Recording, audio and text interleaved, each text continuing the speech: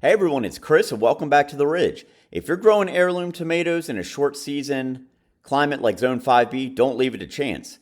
We started 19 heirloom varieties from seed, so which ones produce first? Stick around. You just might find your next favorite heirloom tomato. Join us!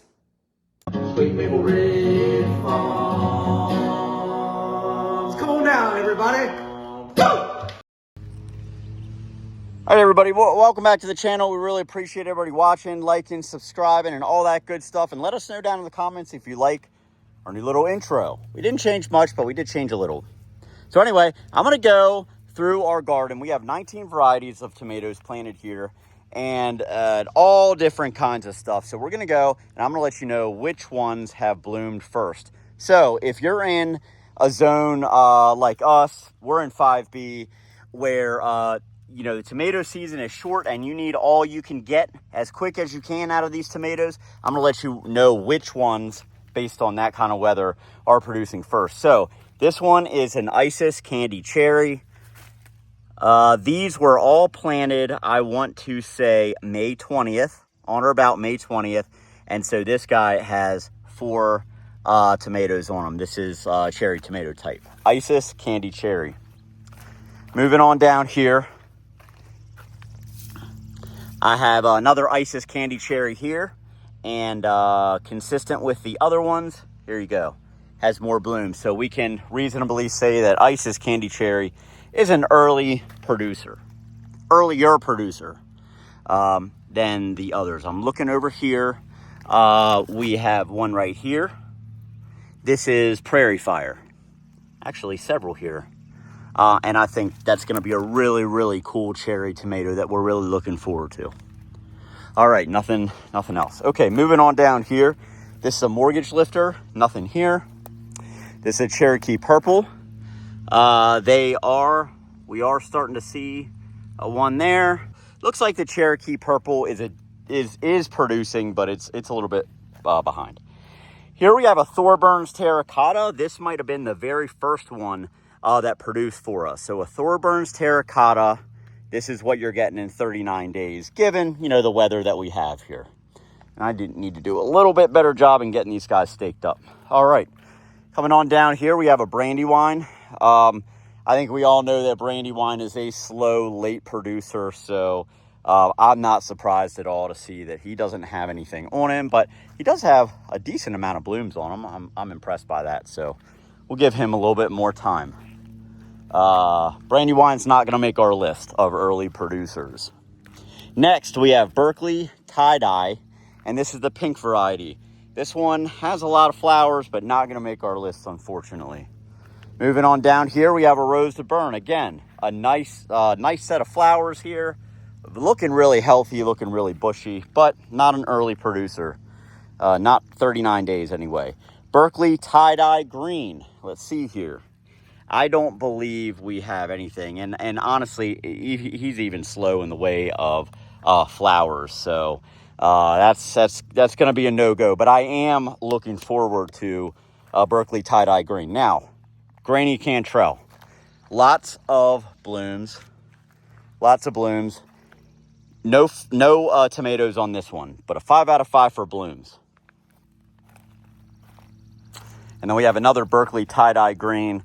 Again, no tomatoes, probably like a 2 out of 5 for the blooms. They're a little bit slow on the blooms. He's not going to make our list. All right, this one, we got a lot to unpack in this one, I promise you. So if you're going to click off, please don't click off. All right, this is what we got. We got Wisconsin 55, bam, tomato. And actually several. Another Wisconsin 55. I don't know that he has any green on him, but he has a couple that are about to turn. And let's give him a 5 out of 5. Oh, there we go. And let's give him a 5 out of 5 stars for blooms also. All right, and number 3, our third Wisconsin 55. Another tomato back in here. And then another one. So each one of these Wisconsin 55s, man, they got at least 2 green developing tomatoes on them. Super excited, I'm super pumped up for these Wisconsin 55s. And true to fashion, true to form, you know, Wisconsin is cooler up there. We kind of share a similar climate as what they do. So these things, it sounds like they have been bred for the kind of weather that we have here. And they are certainly a 5 out of 5 on flowers as well. So if you're new to the channel, please subscribe. We really appreciate it. All right, next here we have a Woolly Kate Yellow. This is by far the coolest looking tomato plant in our garden. There is no doubt about that. Just look at the color of this plant. It looks unlike any other tomato plant I have ever seen. It looks like it's sort of like glowing. We're gonna give him a 3 out of 10 on blooms. He's not done though. He's not even close to being done, so we're gonna give him a break there. No tomatoes though. He's not an early producer. Coming on around here, we have another Granny Cantrell. Tons of flowers. We have a couple that are going to be tomatoes probably in the next day or two, but no actual tomatoes in here right now. Coming on down here, we have another mortgage lifter. Lots of blooms. Definitely a 4 out of 5 on the blooms. No tomatoes, though. All right. Moving on down here to Paul Robeson. Lots and lots of blooms. Tons of blooms. I'm very impressed by that. Paul Robeson, I thought I saw a tomato on him. Not 100% sure. No tomatoes on the Paul Robeson that I can see. I might be missing one. I thought I saw one, but, you know, check back in a day or two. They're going to be there. Probably, like, right down in here. All right, moving on down to our sauce tomatoes. Clearly, these ones, this tomato bed here is the first producer. These sauce tomatoes were the very first producers in our garden. So, outside of what else we've discussed, you know, these are definitely the winners. San Marzano, they're covered in blooms.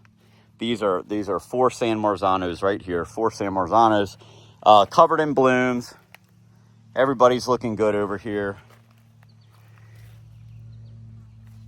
I don't believe there are any, yeah, here we go.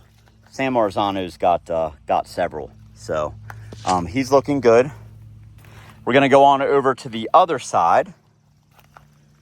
Head on over to the other, something like that. That's the song. All right, here we go. This is Roma.